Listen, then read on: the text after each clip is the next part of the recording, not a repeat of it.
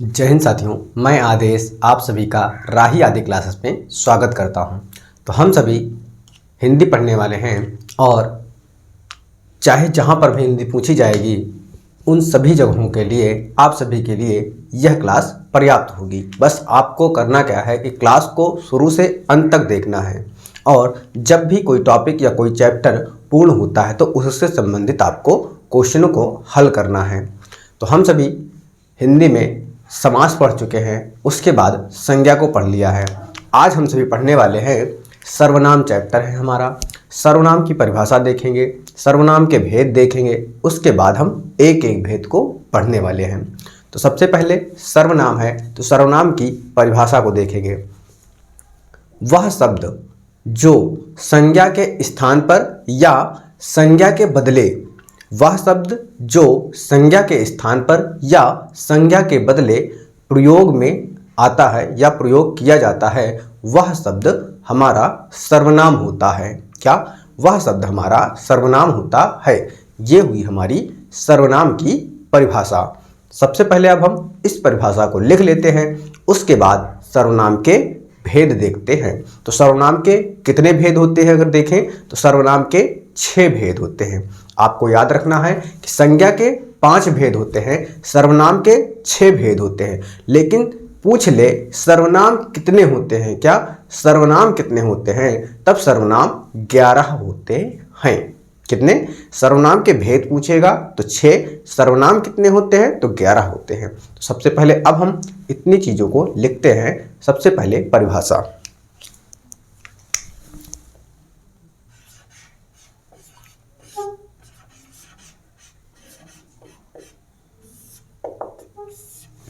परिभाषा, तो परिभाषा क्या है कि जिस शब्द का प्रयोग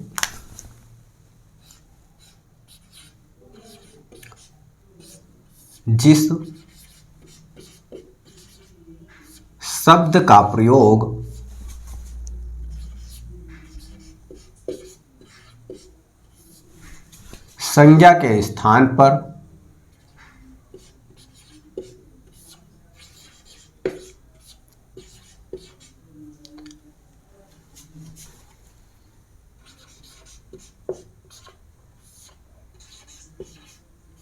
क्या संज्ञा के स्थान पर या संज्ञा के बदले, जैसे राम बाजार जाता है, राम बाजार से सब्जी लाता है, तो बार बार राम ना लिख के राम के स्थान पर हम सर्वनाम का प्रयोग करेंगे। क्या? सर्वनाम का प्रयोग करेंगे। या स्थान के बदले राम के यानी संज्ञा के बदले जो बाद में दूसरा राम आएगा, यानी राम बाजार जाता है, तो उस राम के स्थान पर राम के बदले हम सर्वनाम का प्रयोग करेंगे। तो जिस शब्द का प्रयोग संज्ञा के स्थान पर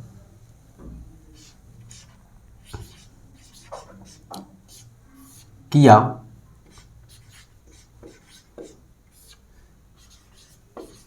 जाता है उसे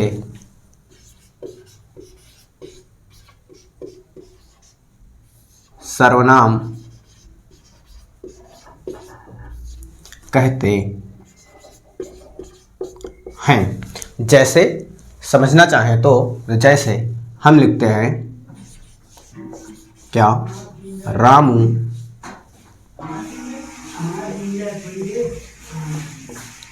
रामू बाजार जाता है। उसके बाद दूसरा वाक्य है कि रामू बाजार से सब्जियां लाता है। फिर लिखें कि रामू बाजार से सब्जियों के साथ मिठाई लाता है। क्या? फिर यहाँ लिख सकते हैं रामू बाजार से मिठाई लाता है। मान लीजिए लिख लेते हैं कि रामू, और लिखते हैं और रामू बाजार से मिठाई भी लाता है। तो आप सभी देख रहे हैं, क्या देख रहे हैं कि रामू शब्द हमारा क्या है, संज्ञा है। क्या है, रामू शब्द हमारा संज्ञा है। लेकिन इसी रामू के स्थान पर हम जिस शब्द का प्रयोग करेंगे वह हमारा सर्वनाम हो जाएगा, क्योंकि बार बार रामू कहना अच्छा नहीं लगता है, वाक्य सही नहीं होता है। तो इस रामू के स्थान पर हम क्या कर देंगे कि रामू बाजार जाता है, वह बाजार से सब्जियां लाता है।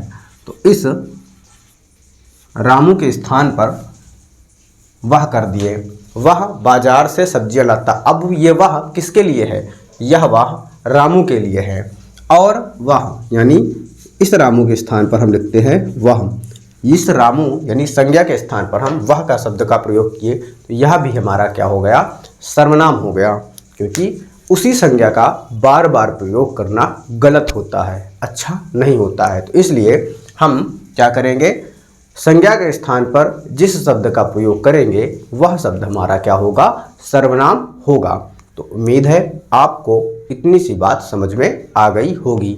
अब हम देखेंगे सर्वनाम के भेद या सर्वनाम के प्रकार।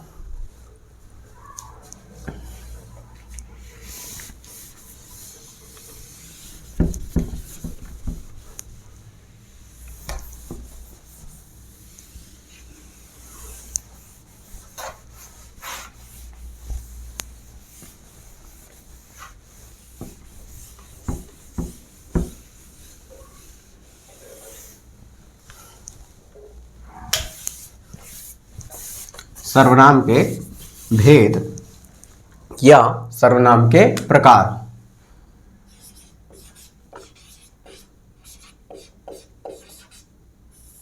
सर्वनाम के भेद या प्रकार। तो सर्वनाम के भेद या प्रकार कितने होते हैं, तो सर्वनाम के भेद 6 होते हैं। कितने, सर्वनाम 6 भेद होते हैं, यानी सर्वनाम के 6 प्रकार होते हैं। तो यहां पर हम लिख सकते हैं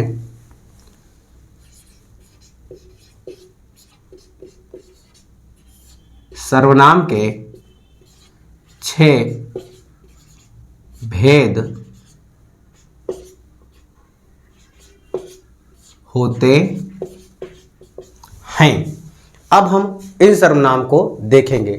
6 भेद। पहला भेद क्या होगा, देखना है क्या, व्यक्तिवाचक सर्वनाम।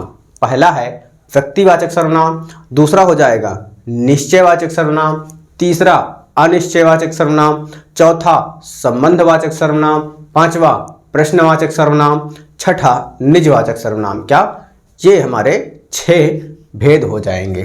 तो पहला लिखते हैं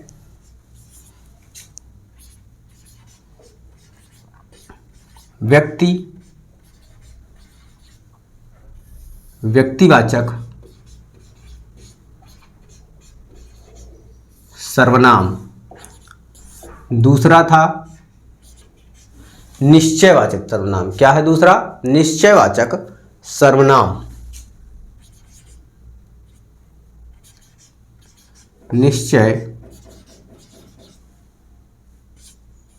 निश्चयवाचक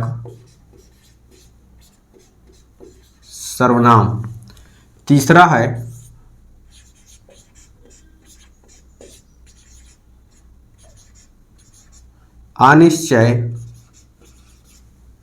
अनिश्चयवाचक सर्वनाम। चौथा है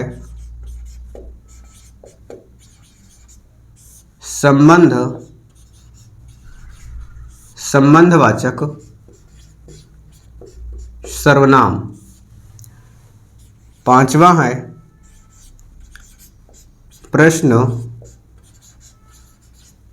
प्रश्नवाचक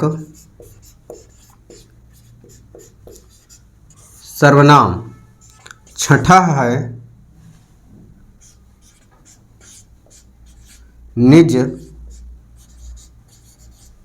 निजवाचक सर्वनाम। तो ये हमारे हो गए 6 सर्वनाम। कितने, सर्वनाम के भेद सर्वनाम 6 हो गए। अब याद रखना है आपको, संज्ञा के भेद कितने थे? 5। सर्वनाम के कितने हो गए? 6। कौन कौन से? व्यक्तिवाचक, निश्चयवाचक, अनिश्चयवाचक, संबंधवाचक, प्रश्नवाचक और निजवाचक सर्वनाम। अगर पूछे कि हिंदी में सर्वनाम कितने हैं क्या, अब आप लोग लिख लीजिएगा कि हिंदी में कितने सर्वनाम हैं। तो हिंदी में 11 सर्वनाम हैं। ये तो सर्वनाम के भेद थे, लेकिन कितने सर्वनाम हैं जब यह पूछे तो हिंदी में कितने सर्वनाम हैं, तो हिंदी में 11 सर्वनाम हैं। तो आप सभी इन 11 को लिख भी लीजिएगा। लिख लीजिएगा, हिंदी में कुल 11 सर्वनाम होते हैं। नोट करके चाहे लिख लीजिएगा, मैं ऐसे लिखता हूँ। हिंदी में कुल 11 सर्वनाम होते हैं। जब प्रश्न पूछेगा, पूछता भी है, पूछा भी गया है कई बार, तो क्या कि हिंदी में कुल 11 सर्वनाम होते हैं। अब ये 11 कौन कौन से हैं यहां पर लिखिएगा। मैं, तू, आप,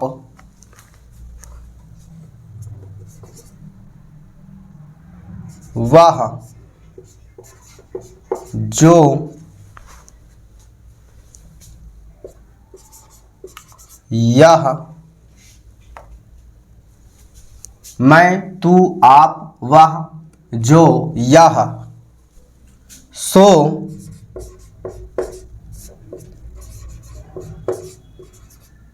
कोई, कुछ, कौन, कोई, कुछ, कौन, क्या।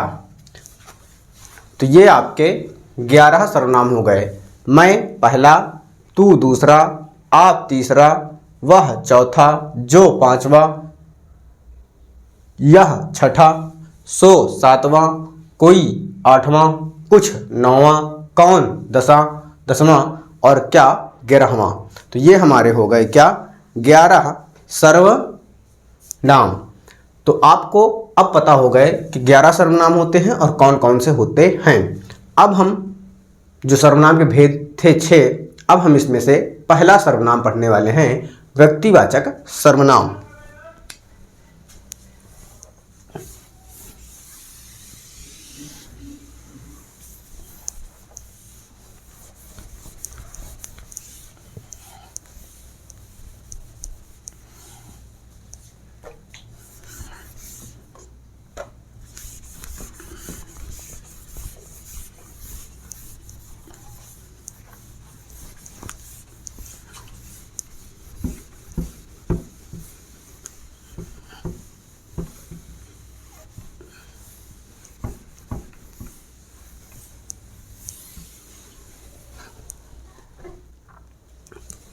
पहला है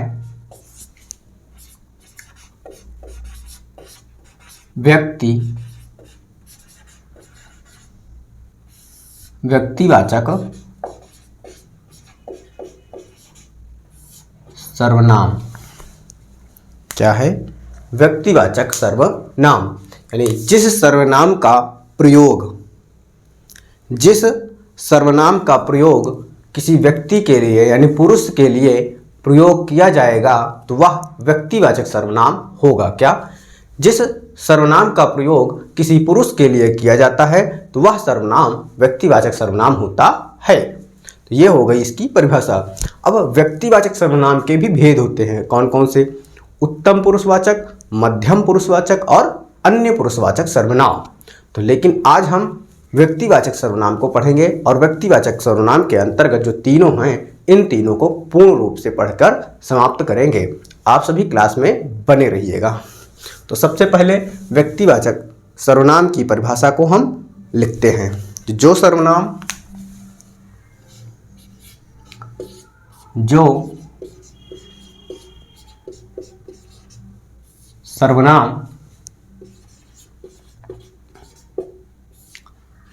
पुरुष के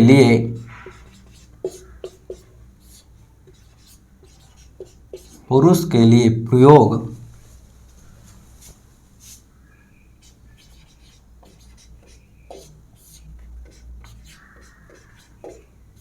किया जाता है या किया जाता हो, उसे व्यक्तिवाचक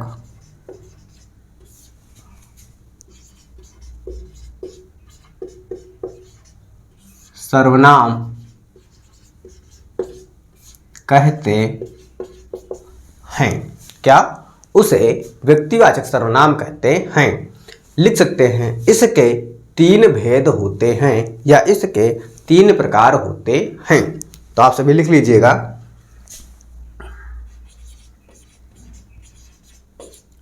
इसके 3 भेद होते हैं। अब हम इस पे एक एक करके पढ़ने वाले हैं। तो पहला पढ़ेंगे क्या? उत्तम पुरुषवाचक सर्वनाम। पहला है उत्तम पुरुषवाचक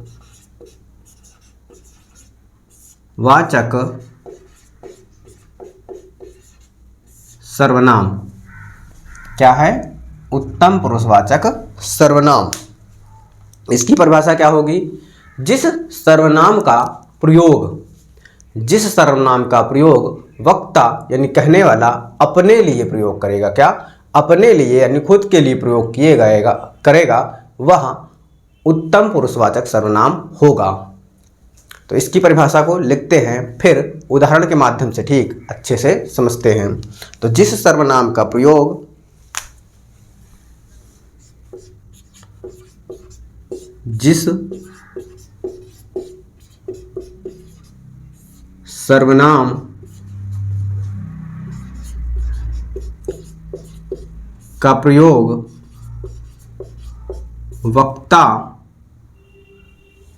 वक्ता इधर लिखते हैं, वक्ता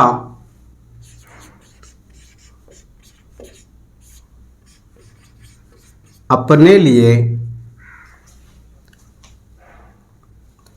लिए करता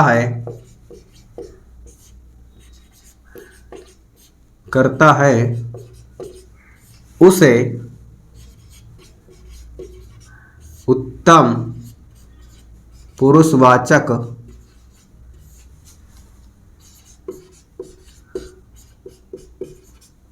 सर्वनाम कहते हैं। क्या कहते हैं? उसे उत्तम पुरुषवाचक सर्वनाम कहते हैं। अब जैसे उदाहरण के माध्यम से हम समझते हैं, तो आप सभी ध्यान दीजिएगा।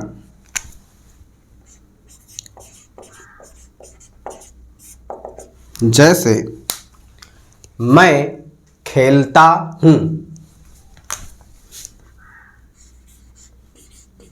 मैं खेलता हूँ। दूसरा है मैं पढ़ता हूँ या मान लीजिए मैं पढ़ाता हूँ। तो यहाँ पर देखिए क्या है, मैं आया हुआ है। मैं क्या है? उन 11 सर्वनाम में से एक है। क्या? मैं। तो मैं क्या हो गया? मैं यानी मैं स्वयं के लिए, खुद के लिए कह रहा हूँ कि मैं पढ़ता हूँ, मैं खेलता हूँ, मैं पढ़ाता हूँ, मैं सोता हूँ या कुछ भी करता हूँ। तो क्या हुआ? मैं यहाँ पर क्या है? सर्वनाम है। तो जब मैं खुद के लिए प्रयोग कर रहा हूँ तो वो क्या हुआ? उत्तम पुरुषवाचक सर्वनाम हो गया। क्या हो गया? उत्तम पुरुषवाचक सर्वनाम हो जाता है। उम्मीद है आपको समझ में आ रहा होगा। तो ये हो गया। अभी हम और उदाहरणों के माध्यम से 2-4 देखते हैं तो हम पूर्ण रूप से समझ जाएंगे। जैसे हुआ मैं पढ़ता हूँ, मैं खेलता हूँ। क्या हुआ? फिर जैसे मैं से ही और भी बनाया जा सकता है। मैं से मेरा हो गया, मुझको हो गया, तो ये सब भी आएंगे, लेकिन मूल 11 भेद ही होते हैं, यानी 11 सर्वनाम ही होते हैं, सॉरी क्या, मूल 11 सर्वनाम ही होते हैं। जैसे अगला उदाहरण है, यहाँ पर लिखते हैं कि मैं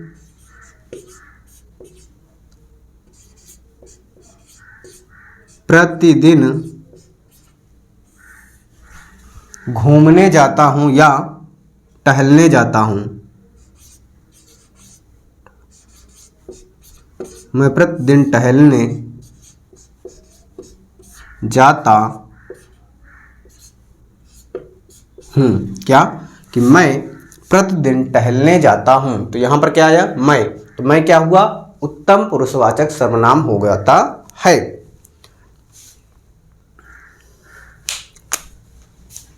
फिर दूसरा उदाहरण करते हैं कि हमें अपना काम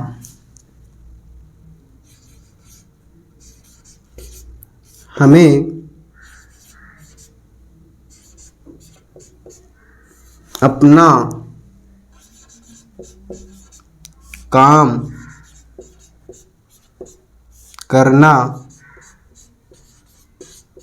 चाहिए। क्या कि हमें मतलब हमें यानी खुद को, क्या हुआ, खुद को अपना काम करना चाहिए।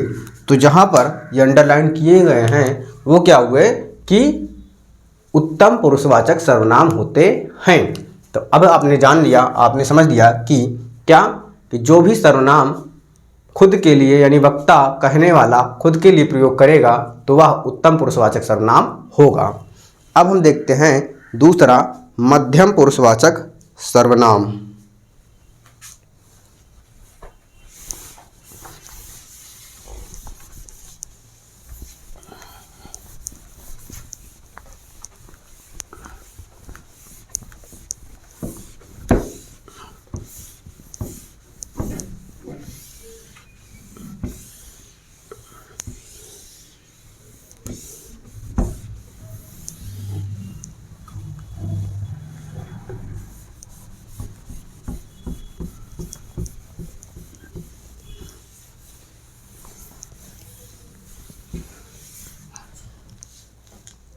अब व्यक्तिवाचक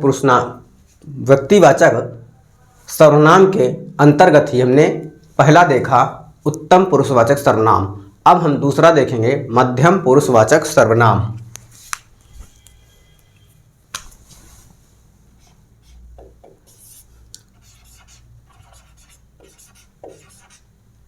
मध्यम पुरुषवाचक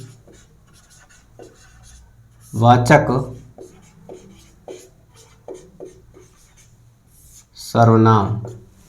मध्यम पुरुषवाचक सर्वनाम में क्या होगा कि वह सर्वनाम जिसका प्रयोग वक्ता दूसरे के लिए यानी जिससे बात कहता है। उत्तम पुरुषवाचक, मध्यम पुरुषवाचक और अन्य पुरुषवाचक।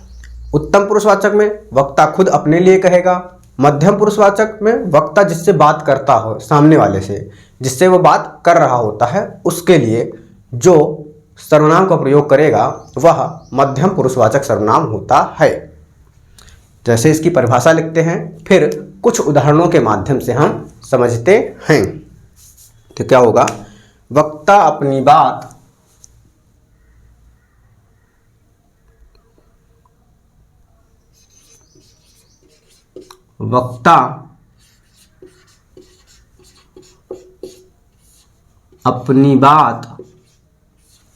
जिससे कहता है,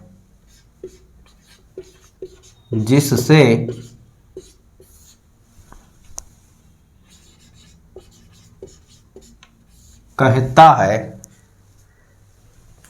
कहता है उसे मध्यम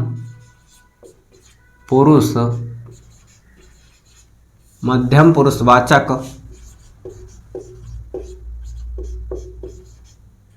सर्वनाम कहते हैं। क्या कहते हैं, उसे मध्यम पुरुषवाचक सर्वनाम कहते हैं। अब जैसे उदाहरण के माध्यम से समझते हैं जैसे इसके अंतर्गत क्या आएगा, जैसे मैं बोलूं तुम, तुम्हें, आप, आपको, यानी दूसरे यानी सामने वाले से जब बात करूंगा तो इस प्रकार से होगा, इस प्रकार से मैं उसे संबोधित करके बोलता हूं या बोल सकता हूं। तो ये सब वर्ड क्या आएंगे कि मध्यम पुरुषवाचक सर्वनाम के अंतर्गत आएंगे। तो आप क्लास में बने रहिए, जितना आप सहयोग करेंगे उतना ही क्या हमको भी अच्छा लगता है जब आप क्लास को शेयर करते हैं, लाइक करते हैं। तो जैसे जैसे आप, तुम, तुम्हें, तुमको, आपको, इस प्रकार से आएंगे। जैसे अब उदाहरण के माध्यम से समझते हैं। तुम कैसे हो, तुम क्या कर रहे हो। यहाँ पर अब तुम क्या कर रहे हो, यहाँ पर क्या है, प्रश्नवाचक भी है, लेकिन यहाँ पर क्या हो जाएगा, अंडरलाइन करके पूछ लेगा, उसके नीचे रेखा करके पूछेगा कि यहाँ पर यह सर्वनाम किसका भेद है। जैसे उदाहरण क्या है, तुम कैसे हो, लिखता हूं कि तुम कैसे हो। तो यहां पर आप देख रहे हैं कि कैसे हो यानी प्रश्न भी पूछ रहा है, तो प्रश्नवाचक सर्वनाम हुआ, मानता हूं।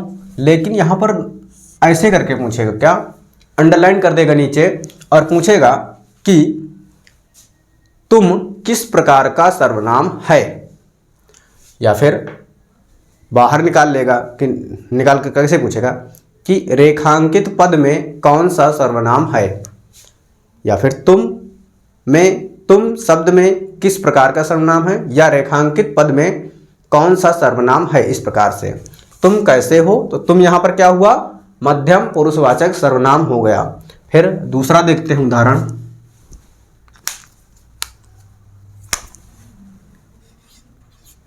कि तुम क्या कर रहे हो। यहां पर भी अब उसको क्या पूछना है, कौन सा सर्वनाम है, जिस हिसाब से उसको प्रश्न पूछना होगा उसी हिसाब से वो करेगा। अब यहां पर अगर मान लीजिए प्रश्नवाचक पूछना हुआ उसे, तो क्या के नीचे अंडरलाइन करेगा।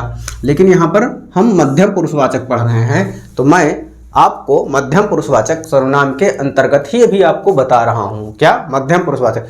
जब मैं आपसे प्रश्नवाचक सर्वनाम पढ़ाता रहूंगा तो सेम यही उदाहरण देकर, यही उदाहरण को बताकर भी मैं यहाँ पर कैसे और क्या के नीचे रेखांकित कर सकता हूँ। अब दूसरा है उदाहरण, और दूसरा हो गया। अब तीसरा उदाहरण देखते हैं, क्या, कि आप बात मत करो।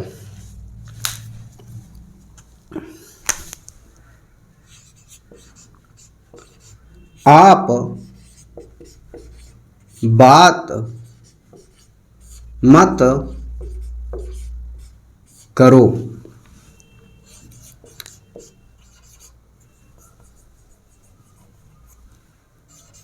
आप चुप रहो, या आप शांत रहो। तो यहां पर देखिए, यहां पर क्या, आपके नीचे अंडरलाइन कर देंगे, क्या, आपके नीचे अंडरलाइन कर देंगे। तो यहां पर आप शब्द जो है क्या है, मैं किसी से कह रहा हूं, तो सामने वाले से, दूसरे व्यक्ति से कह रहा हूं, तो मध्यम पुरुषवाचक सर्वनाम हो जाएगा। तो उम्मीद है आपको मध्यम पुरुषवाचक सर्वनाम भी समझ में आ गया होगा। अब हम चलते हैं, पुरुषवाचक सर्वनाम के अंतर्गत ही 3 भेद थे। पहला उत्तम पुरुषवाचक, दूसरा मध्यम पुरुषवाचक, अब तीसरा हम पढ़ने वाले हैं अन्य पुरुषवाचक सर्वनाम।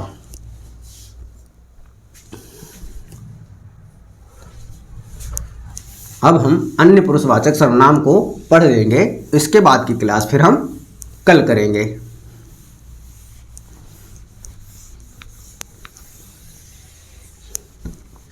आप लोग सहयोग करते रहिए, और फिर आपको कुछ क्लासेस हिंदी के अलावा भी मिलना शुरू हो जाएंगी। बस आप लोग जितना अधिक साथ देंगे उतना ही मैं आप सभी के लिए करने का प्रयास करता रहूँगा। तीसरा है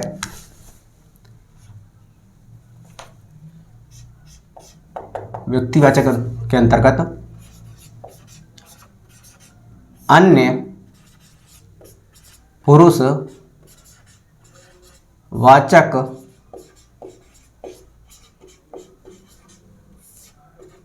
सर्वनाम।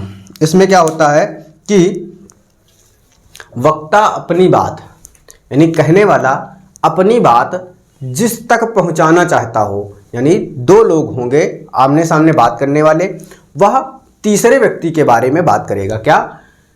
दो लोग होंगे, उत्तम पुरुषवाचक और मध्यम पुरुषवाचक। कहने वाला क्या होता है? वक्ता। वक्ता अपनी बात दूसरे से कहेगा, लेकिन किसी तीसरे व्यक्ति के बारे में कहेगा या तीसरे व्यक्ति तक बात पहुंचानी होगी, तब हम बात कुल मिला के तीसरे व्यक्ति के बारे में ही करेंगे। यानी वह व्यक्ति सामने नहीं होगा, पास में नहीं होगा, दूर होगा। तो जब हम तीसरे व्यक्ति के बारे में बात करेंगे तो वह अन्य पुरुषवाचक सर्वनाम हो जाएगा। तो परिभाषा लिखते हैं कि वक्ता अपनी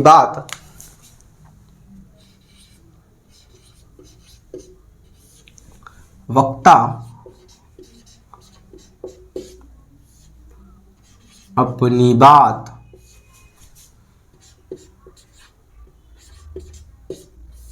जिस तक पहुंचाना चाहता हो, पहुंचाना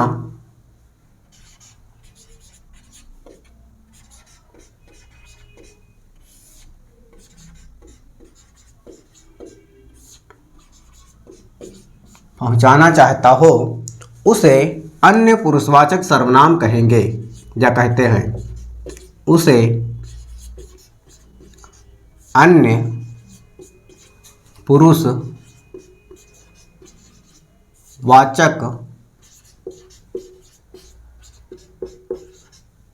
सर्वनाम कहते हैं।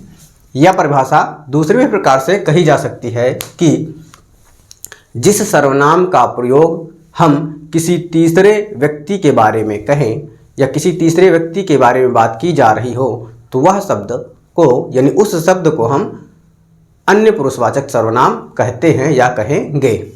अब हम ठीक इसको भी उदाहरण के माध्यम से समझते हैं। उदाहरण लिख लीजिए या फिर जैसे करके लिख लीजिए, जैसा आपको सही लगे। जैसे वह खेल रहा है। क्या? वह खेल रहा है। जैसे मैं हूँ, कोई दूसरा व्यक्ति है, वह पूछे मुझसे या मैं बताऊं कि वह व्यक्ति खेल रहा है। अब वह कौन है? कोई तीसरा व्यक्ति है जो हमारे सामने नहीं है, लेकिन जिससे हम किसी तीसरे व्यक्ति के बारे में बात कर रहे होते हैं। वह खेल रहा है। क्या? वह खेल रहा है। वह खेल रहा है या वह जा रहा है। वह जा रहा है। वह गाता है। तो यहाँ पर क्या किसी तीसरे व्यक्ति के बारे में ही बात की जा रही है। तो ये जो वह है, ये क्या है? अन्य पुरुषवाचक सर्वनाम है। या फिर और उदाहरण देखते हैं।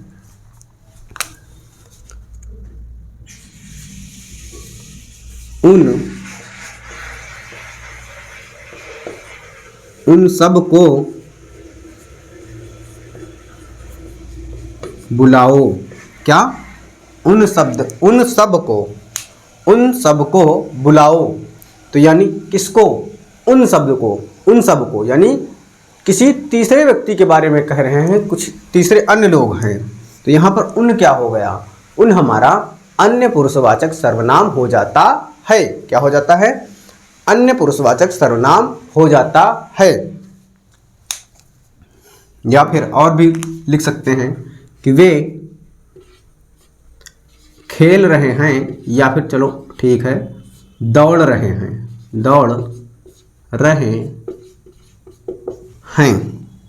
तो यहाँ पर क्या, यहाँ पर जो ये वे है वह अन्य लोगों के बारे में बात कर रहा है। यानी वे सभी उपस्थित नहीं हैं, यानी सामने नहीं हैं, तो वे सभी दौड़ रहे हैं। तो ये किस में आ जाएगा? अन्य पुरुषवाचक सर्वनाम में आ जाएगा। तो आज की क्लास को हम यहीं तक रखते हैं। बस आप सभी से एक ही रिक्वेस्ट है कि अधिक से अधिक सहयोग करें, अधिक से अधिक साथ दें। आप सभी जितना अधिक साथ देंगे उतना अच्छा करने का मैं प्रयास करूंगा। और अभी केवल आपको हिंदी ही पढ़ाया जा रहा है, कुछ समय बाद आपको कुछ और भी पढ़ाया जाएगा। बस आप सभी साथ और प्यार बनाए रखिएगा, लोगों को जोड़ते रहिए धीरे धीरे। आज की क्लास को हम यहीं पे समाप्त करते हैं। आप सभी को इस क्लास में जुड़ने के लिए आप सभी का बहुत बहुत धन्यवाद।